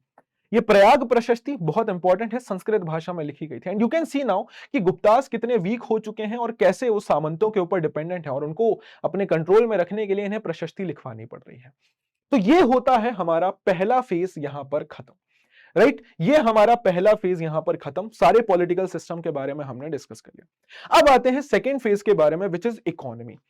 अब यहां पर कहानी शुरू होती है कि राजाओं के बारे में लोग क्या सोचते थे। अब लोगों के पॉइंट ऑफ व्यू से समझने की कोशिश करते हैं, तो यूं तो हमें लोगों के बारे में ज्यादा कुछ पता नहीं चलता कि वो राजाओं के बारे में क्या सोचते थे, क्योंकि एक तरफ राजा खुद को बहुत महान और बढ़ा चढ़ाकर अपनी प्रशस्ति के अंदर प्रेजेंट कर रहे हैं, बट वहीं पर लोग राजा के बारे में ऐसा नहीं सोचते थे। मैंने आपको बताया कि इस टाइम तक आते आते राजा बहुत बड़ी बड़ी आर्मी मेंटेन कर रहे हैं, बहुत सारे मंत्री रखे हुए हैं उन्होंने, तो उसके लिए उनको चाहिए ज्यादा टैक्स, और टैक्स के लिए वो लोगों को परेशान कर रहे हैं ज्यादा से ज्यादा टैक्स कलेक्ट करने के लिए। तो लोग क्या सोचते थे उनके बारे में ज्यादा पता करना मुश्किल है, बट कुछ कहानियां हमें मिलती हैं, जैसे पंचतंत्र संस्कृत भाषा में और जातक कहानियां पाली भाषा में। ये जातक स्टोरीज पाली भाषा में लिखी हुई कहानियां हैं, बुद्धिज्म से जुड़ी हुई, जो 1st सेंचुरी सी से लिखना शुरू की गई थी। और उन्हीं में एक कहानी है गंध तेंदु जातक, जो बेसिकली एक राजा की कहानी बताता है जो बहुत ही चालाक था, और जब वो लोगों के बीच में जानने गया भेष बदलकर कि वो मेरे बारे में क्या सोचते हैं, तो लोगों ने एक ही चीज कही कि राजा से हम परेशान हैं, और दूसरा चोरों से हम परेशान हैं। ये राजा केवल हमें लूट रहा है, हमसे केवल टैक्स कलेक्ट करने की कोशिश कर रहा है। अब ऐसे में लोगों के पास दो ही ऑप्शन होते थे, या तो अपने गांव छोड़कर भाग जाएं, या तो ज्यादा खेती करना शुरू करें, जिससे राजा का ज्यादा डिमांड जो है टैक्स का, उसे फुलफिल किया जा सके। अब 6th सेंचुरी बीसी से किसानों ने कुछ स्ट्रेटेजीज अपनानी शुरू की, जिससे वो प्रोडक्शन को बढ़ा सकें। Strategies for increasing production important topic है। 3 इंपॉर्टेंट स्ट्रेटेजीज फॉलो की गई। सबसे पहला आयरन टिप्ड प्लाव, लोहे के टिप के बने हुए हल का इस्तेमाल, कि उसका पूरा फ्रेम लकड़ी का होगा लेकिन उसका टिप जो होगा वो लोहे का बना होगा। इससे क्या होता था, सॉइल को ज्यादा गहराई से खोदा जा सकता था, और सीड्स को, रूट्स को ज्यादा गहराई में जाने का मौका मिलता था, प्लस मिट्टी की फर्टिलिटी को ज्यादा बेटर तरीके से यूटिलाइज किया जा सकता था। दूसरा, धान की खेती इस्तेमाल होनी शुरू हुई। इससे पहले तक मेनली हम लोग वीट और बार्ले का प्रोडक्शन कर रहे थे, बट गंगा वैली में पैडी ट्रांसप्लांटेशन यानी धान और चावल की खेती हो पाना पॉसिबल हुई, और इससे प्रोडक्शन बहुत बढ़ गया। और तीसरा, इरिगेशन की व्यवस्था, राजा महाराजाओं ने भी लोगों की मदद करनी शुरू की और उनको सिंचाई व्यवस्था प्रदान करनी शुरू की, ताकि, क्योंकि इंडिया में खेती मानसून के बेसिस पर होती है, तो सिंचाई की व्यवस्था अगर होगी तो ज्यादा फसल उग पाएगी। तो लोगों ने कहीं पर खुद से सिंचाई की व्यवस्था करनी शुरू की, कुएं खुदवाने शुरू किए, नहरें बनवानी शुरू की, वहीं पर राजाओं ने भी उनकी मदद की। ऐसा ही एक लेख है जिसका नाम है सुदर्शन लेख।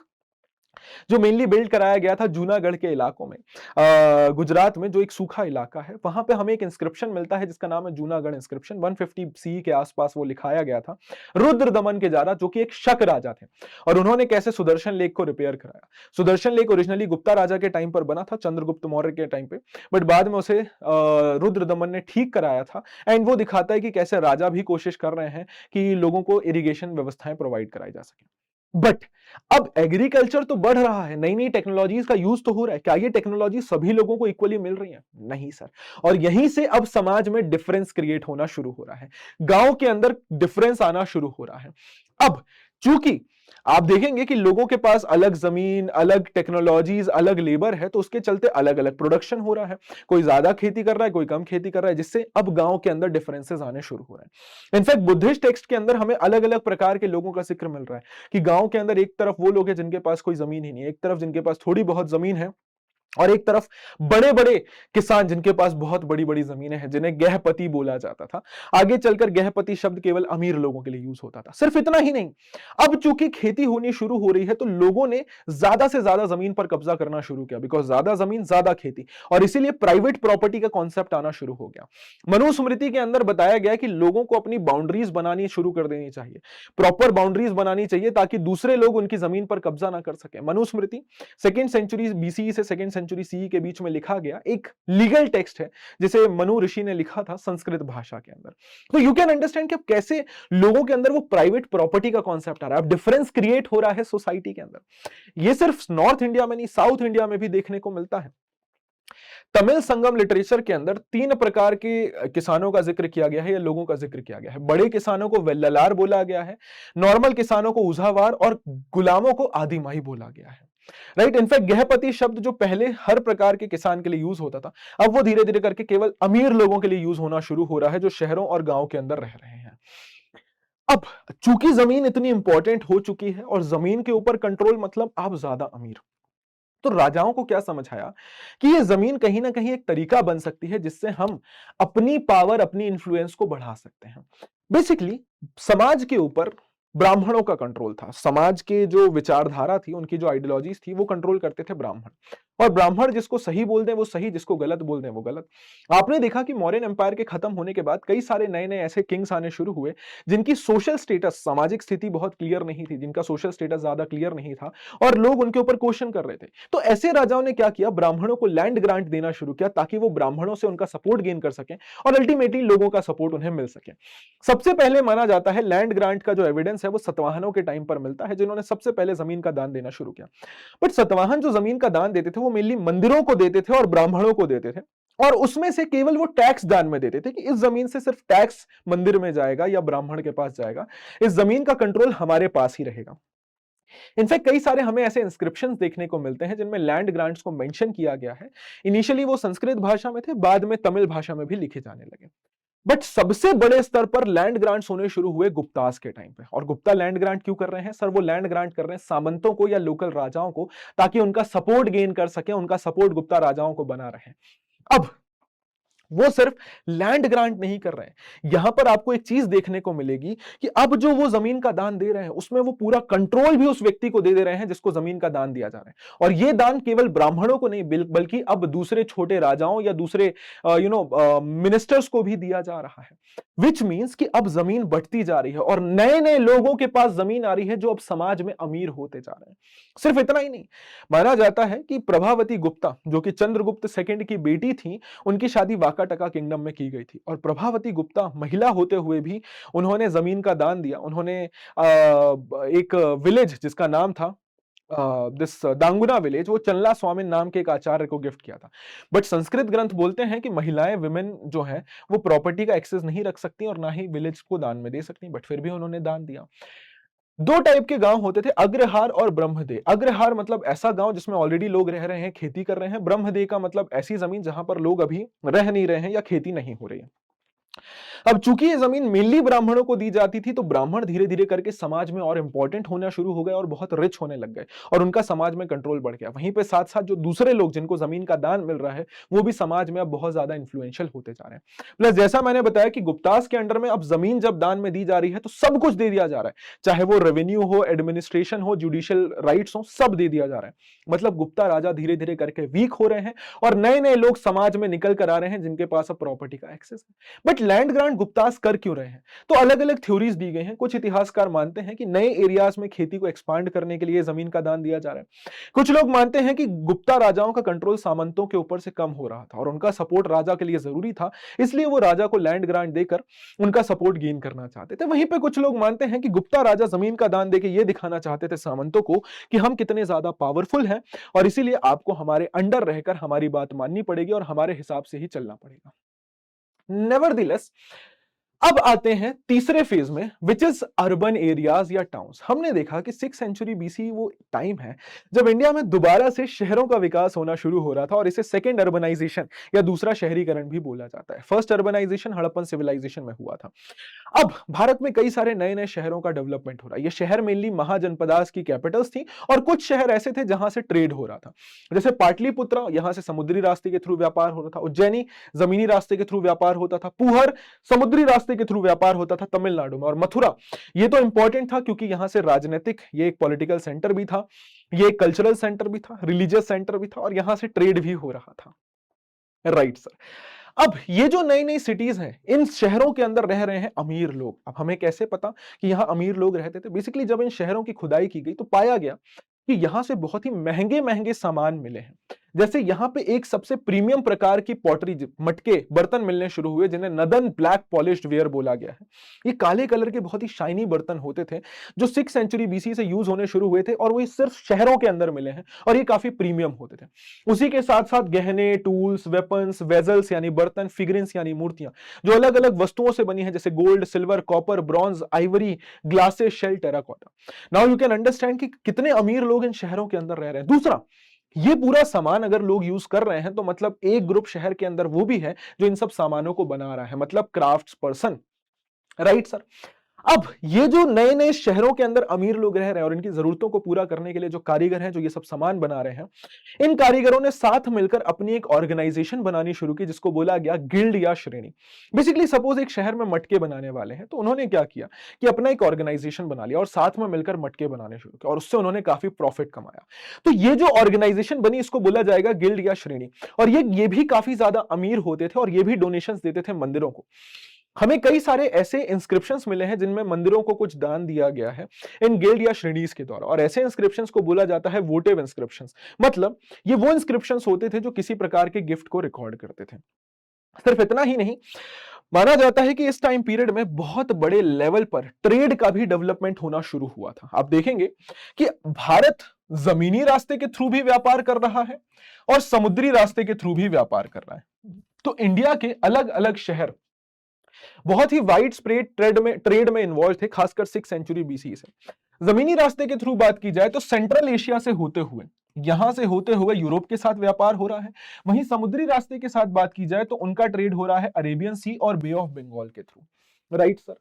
अब इस ट्रेड को करने वाले जो लोग थे वो बेसिकली जमीनी रास्ते के थ्रू भी ट्रेड कर रहे हैं, समुद्री रास्ते के थ्रू भी ट्रेड कर रहे हैं। जो जमीनी रास्ते के थ्रू ट्रेड करते थे वो जनरली छोटे छोटे ठेले या फिर बड़े बड़े कारवां लेकर जाते थे जहां पर जानवरों के ऊपर सामान लाद कर या ठेलों में सामान लाद कर ग्रुप्स में सामान को एक जगह से दूसरी जगह ले जाते थे।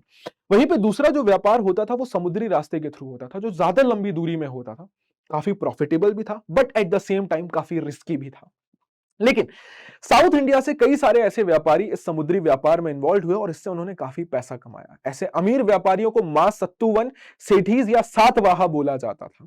इसी के साथ साथ बहुत सारा सामान था जो इंडिया से ट्रेड होता था, जैसे सॉल्ट, अनाज, क्लोथ, मेटल और स्टोन, टिम्बर मतलब लकड़ी, मेडिसिनल प्लांट्स, मसाले जैसे पेपर, काली मिर्च। ये बहुत ज्यादा डिमांडेड थी रोमन एम्पायर में। क्लास 11th में पढ़ा था ना रोमन एम्पायर, तो ये सब चीजें काफी डिमांडेड थी रोमन एम्पायर में। इसी के साथ साथ कपड़े और मेडिसिनल प्लांट्स भी काफी डिमांडेड थे, कॉटन और सिल्क के कपड़े रोमन एम्पायर के अंदर काफी डिमांडेड थे, और ये इंडिया से रोमन एम्पायर जाते थे। एंड इनफैक्ट रोमन एम्पायर से काफी ज्यादा सोने और सिल्वर के सिक्के इंडिया को मिलते थे, बिकॉज रोमन एम्पायर बहुत सारा सामान इंडिया से खरीदता था। अब 6th सेंचुरी बीसी में आखिर इतना ज्यादा ट्रेड कैसे हो रहा है, एकदम से ट्रेड इतना कैसे बढ़ गया? इसका सिंपल सा कारण था कि 6th सेंचुरी बीसी में ही इंडिया के अंदर बड़े लेवल पर कॉइन्स या सिक्कों का इस्तेमाल होना शुरू हुआ। 6th सेंचुरी बीसी में इंडिया में सबसे पहले सिक्के इंट्रोड्यूस होना शुरू होते हैं, जिनको बोला गया पंच मार्क्ड कॉइन्स। ये कॉपर और सिल्वर के बने हुए सिक्के होते थे, इनको आहत सिक्के भी बोला जाता है, जो बेसिकली सिल्वर और कॉपर के ऊपर बनते थे, और इनमें बेसिकली क्या किया जाता था, हथौड़े से मार मार कर चोट की दी जाती थी, उसमें सिंबल्स बनाए जाते थे। इनमें किसी राजा का नाम या इमेज मेंशन नहीं होती थी, इसलिए हमें नहीं पता कि इसे कौन इशू करते थे। आगे चलकर इंडो ग्रीक्स पहले राजा थे जिन्होंने भारत के अंदर सबसे पहले सिक्के इंट्रोड्यूस किए, जिसमें राजा का नाम और इमेज होती थी। उसके बाद कुषाणों ने इंडिया में सबसे पहले गोल्ड कॉइन्स इंट्रोड्यूस करने शुरू किए, जिसमें सबसे काफी प्योर सोने के सिक्के थे, और सबसे बड़ी संख्या में इन्होंने सिल्वर गोल्ड के सिक्के इंट्रोड्यूस किए, और ये काफी ज्यादा सिमिलर थे रोमन एम्पायर और ईरानियन एम्पायर के सिक्कों से। क्यों? क्योंकि कुषाण रोमन एम्पायर और ईरानियन साम्राज्य के साथ व्यापार करता था, जिससे उनको गोल्ड के सिक्के मिलते थे, और वो वही गोल्ड के सिक्कों को दोबारा रीयूज करते थे अपने तरीकों से, राइट? अब ये जो भी सिक्के मिलते हैं, उनकी स्टडी करने वालों को न्यूमिस्मेटिस्ट बोला जाता है, और उनकी स्टडी को न्यूमिस्मेटिक्स बोला जाता है। इनफैक्ट मैंने बताया कि काफी सारे रोमन सिक्के हमें साउथ इंडिया से भी मिले हैं, क्योंकि रोमन एम्पायर का काफी अच्छा खासा व्यापार होता था साउथ इंडिया के साथ भी। इसी के साथ साथ कई सारे लोकल कबीले जो थे, उन्होंने भी अपने सिक्के इंट्रोड्यूस किए। जैसे गुप्ता पीरियड के टाइम पे इंडिया के नॉर्थ वेस्ट में रूल करते थे योद्धास, जो लोकल चीफडम था, सरदारी व्यवस्था थी वहां पर, उन्होंने कई सारे कॉपर के सिक्के इंट्रोड्यूस किए थे। आगे चलकर जब गुप्ताज आए, तो गुप्ताज ने भी इंडिया के अंदर सोने के सिक्के इंट्रोड्यूस किए, और उनके जो सबसे पहले सोने के सिक्के थे जो उन्होंने इनिशियली इंट्रोड्यूस करने शुरू किए थे, वो काफी ज्यादा प्योर माने जाते हैं।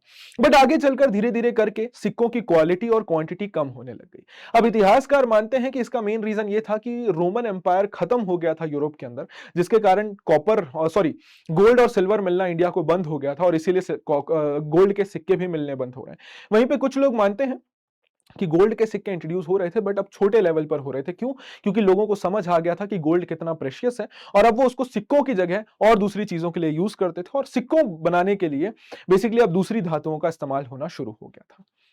नेवरदीलेस, अब बात करते हैं बैक टू बेसिक्स कि इन इंस्क्रिप्शंस को जेम्स प्रिंसेप ने आखिर पढ़ा कैसे। क्योंकि अगर आप उन अक्षरों को देखेंगे तो उनको पढ़ पाना हमारे लिए मुश्किल है, वो आज के अक्षरों जैसे नहीं लिखे गए हैं। तो ब्राह्मी और खरोष्ठी को डिसाइफर करने की अपनी दो अलग स्टोरीज है। शुरुआत करते हैं ब्राह्मी के बारे में। तो ब्राह्मी बेसिकली वो अक्षर होते थे जिनसे आज के टाइम पे हमारी हिंदी या बंगाली भाषा लिखी जाती है। ब्राह्मी से ही उनका डेवलपमेंट हुआ है। तो जेम्स प्रिंसेप ने इंडिया के लोगों के साथ मिलकर, पंडित्स के साथ मिलकर, इंडिया के दूसरे पढ़े लिखे लोगों के साथ मिलकर ये देवनागरी और बंगाली स्क्रिप्ट को पीछे की तरफ पढ़ना शुरू किया कि ये अक्षर आखिर बने किस तरीके से, एंड फाइनली वो पहुंच गए ब्राह्मी स्क्रिप्ट पर, और ब्राह्मी डिसाइफर कर ली। बट वहीं पर खरोष्ठी को डिसाइफर करने की स्टोरी थोड़ी सी इंटरेस्टिंग है। खरोष्ठी के जो अक्षर होते हैं वो हमारी भाषा से एकदम अलग है, और वो बेसिकली ग्रीस में यूज होते थे, ठीक है, ग्रीक्स के बीच में यूज होते थे। अब जो इंडो ग्रीक्स इंडिया में रूल कर रहे थे, आपको याद होगा, उनके सिक्कों में राजाओं का नाम और चित्र होता था। अब जो राजाओं का नाम होता था वो ग्रीक और खरोष्ठी दोनों स्क्रिप्ट में होते थे। तो ऊपर अगर हम ग्रीक को पढ़ पा रहे हैं तो हमें पता है कि खरोष्ठी में क्या लिखा हुआ है। जैसे अपोलोडोटस का नाम ग्रीक में भी लिखा है, खरोष्ठी में भी लिखा है, तो हमें पता है कि अपोलोडोटस खरोष्ठी में क्या अक्षर लिखे हुए हैं। आगे चलकर जब जेम्स प्रिंसेप को समझ आ गया कि बेसिकली इसकी भाषा जो है वो ब्राह्मी भाषा के इंस्क्रिप्शन, मतलब ये जो इंस्क्रिप्शंस हैं ये प्राकृत इंस्क्रिप्शन से ही मिलते जुलते हैं जो इंडिया में लिखे गए हैं, तो बड़े इंस्क्रिप्शंस को पढ़ना आसान हो गया कि अब हमें पता है उसमें क्या लिखा है, क्योंकि इंडिया के अंदर जो इंस्क्रिप्शन मिले हैं वही सेम चीज वहां लिखी है दूसरी स्क्रिप्ट में। सपोज एक चीज हिंदी में लिखी, एक चाइनीज में लिखी, आपको पता है हिंदी और चाइनीज में सेम लिखा है, तो हिंदी के अक्षरों से कंपेयर कर करके आप चाइनीज को भी पढ़ ही लेंगे। तो उसी तरीके से जेम्स प्रिंसेप ने भी इंडिया के इंस्क्रिप्शंस को कंपेयर किया उससे, और खरोष्ठी भाषा को भी धीरे धीरे करके पढ़ लिया। अब इंस्क्रिप्शंस हमें क्या क्या एविडेंसेस देते हैं, बहुत इंपॉर्टेंट है।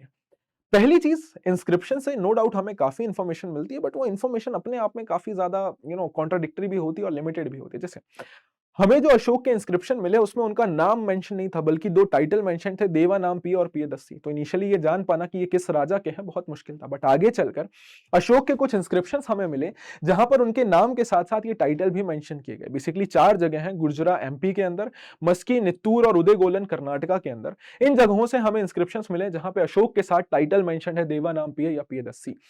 दूसरा, अशोक ये क्लेम करते हैं कि मैंने पति वेदकास या न्यूज रिपोर्टर्स की व्यवस्था बनाई, मुझसे पहले पूरे साम्राज्य में न्यूज रिपोर्टर्स की व्यवस्था नहीं थी और राजा को नहीं पता चल पाता था कि साम्राज्य में क्या चल रहा है, जो सुनने में थोड़ा सा रियलिस्टिक नहीं लगता है, क्योंकि इतने बड़े साम्राज्य को उनसे पहले कैसे चलाया जा रहा था फिर।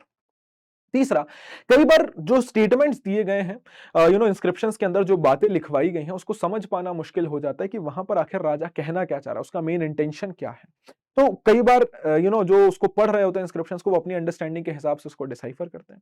कई बार इंस्क्रिप्शंस की इंपॉर्टेंस समझना मुश्किल है कि इसको यहां क्यों रखा गया। जैसे कलिंग वॉर वाला जो इंस्क्रिप्शन है वो उस एरिया में नहीं पाया जाता जहां पर युद्ध हुआ था, उसके अलावा दूसरे हिस्सों में मिलता है, तो आखिर उस इंस्क्रिप्शन को वहां क्यों नहीं रखा गया, इसे दूसरे हिस्सों में रखने का क्या रीजन है, अशोक इसके थ्रू क्या दिखाना चाहते थे, क्या प्रेजेंट करना चाहते थे, वी डोंट नो।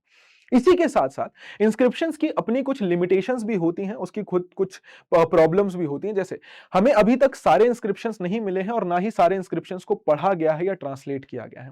इसी के साथ साथ कई बार इंस्क्रिप्शंस में अक्षर बहुत हल्के हो जाते हैं या मिट जाते हैं, या कई बार इंस्क्रिप्शन डैमेज हो जाता है, और कई बार तो कई सारे इंस्क्रिप्शन हमें मिलते ही नहीं है। इंस्क्रिप्शंस में क्या लिखा गया है उसको समझ पाना भी कई बार मुश्किल होता है, वहां पर उस वर्ड का क्या मीनिंग है बहुत मुश्किल है। जैसे अशोक को सोना पसंद था, अब सोना पसंद था या गोल्ड पसंद था, नॉट श्योर। इसी के साथ साथ एक सबसे इंपॉर्टेंट चीज कि इंस्क्रिप्शन में केवल वही बातें लिखवाई जाती हैं जो राजा को इंपॉर्टेंट लगती थी, मतलब इंस्क्रिप्शन को लिखवाने वाले को इंपॉर्टेंट लग रही है, बट जरूरी नहीं कि वो समाज में हर व्यक्ति के लिए इंपॉर्टेंट होगी। तो इंस्क्रिप्शन पढ़ते टाइम हमें इस बात का खास रूप से ख्याल रखना है कि इंस्क्रिप्शन के अंदर सिर्फ और सिर्फ उस व्यक्ति के पॉइंट ऑफ व्यू को प्रेजेंट किया जा रहा है जिसने उस इंस्क्रिप्शन को कमीशन कराया है या उसको लिखवाया है। राइट, तो ये बहुत इंपॉर्टेंट है, इस पे से भी क्वेश्चन एक बनता ही बनता है। अब मैंने जितनी चीजें आपको पढ़ाई हैं, आप एक बार अगर इस टाइमलाइन को पढ़ेंगे तो आप इजीली रिलेट कर लेंगे कि किन किन राजाओं के बारे में हमने डिस्कशन किया, उनकी रूलिंग सिस्टम किस प्रकार के थे। इस चैप्टर के अंदर मेनली क्वेश्चन आते हैं 6th सेंचुरी बीसी क्यों एक मेजर टर्निंग पॉइंट था, मगध क्यों सबसे सुपीरियर महाजनपद बना, मॉडर्न पीरियड से क्वेश्चन आता है, स्ट्रेटजीज फॉर इंक्रीजिंग प्रोडक्शन आता है, इंपॉर्टेंस ऑफ लैंड ग्रांट्स आता है, उसी के साथ साथ कॉइन्स के ऊपर क्वेश्चन आता ही आता है, और लिमिटेशंस ऑफ इंस्क्रिप्शंस ये भी पूछा जाता है। तो ये कुछ सबसे इंपॉर्टेंट और हाई स्कोरिंग टॉपिक है जिसको आपको बिल्कुल भी मिस आउट नहीं करना है। आई होप शॉर्ट और क्रिस्प तरीके से मैं ये पूरा चैप्टर आपको समझा पाया हूंगा। मिलते हैं अब हम लोग अगले वीडियो के अंदर जहां पर हम अपने थर्ड चैप्टर को कवर करेंगे। Till then take care, bye bye, जय हिंद, जय भारत, मुस्कुराते रहिए और याद रखिएगा हमारा मोटो, जब तक तोड़ेंगे नहीं तब तक छोड़ेंगे नहीं। Thank you very much people, take care, bye bye, sayonara.